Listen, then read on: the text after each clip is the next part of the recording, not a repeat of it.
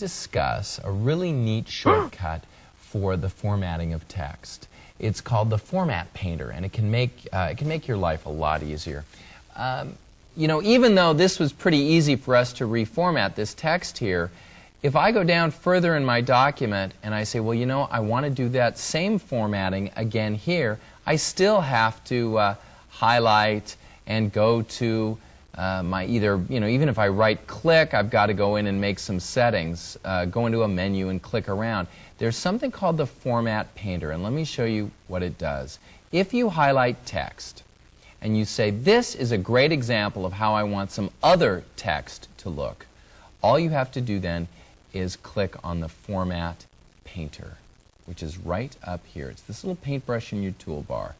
If we click on it and then go to a different paragraph and highlight, it takes on exactly the same formatting as the other text did. So let me just review that. Step 1, you highlight text that's formatted the way you like it.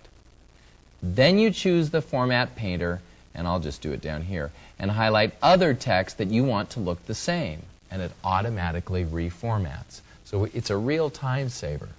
Now the only thing about this that I didn't like at first was, let's go back and look at this as headings. Let's say that I've got a heading here and I want to repeat that formatting over multiple paragraphs later in the document. And my problem was, well, I'd say, well, yeah, I can highlight this, choose the Format Painter, scroll down, format it, but now I want to do this one, and I seem to have lost the Format Painter. Well, here's the trick. Double-click on the Format Painter, and you get to keep it so that as I click again, that goes. I click again, that one goes. And it's all because I double-clicked on the Format Painter. Now, when you want to stop using that Format Painter, you just click again on the Format Painter up in the toolbar.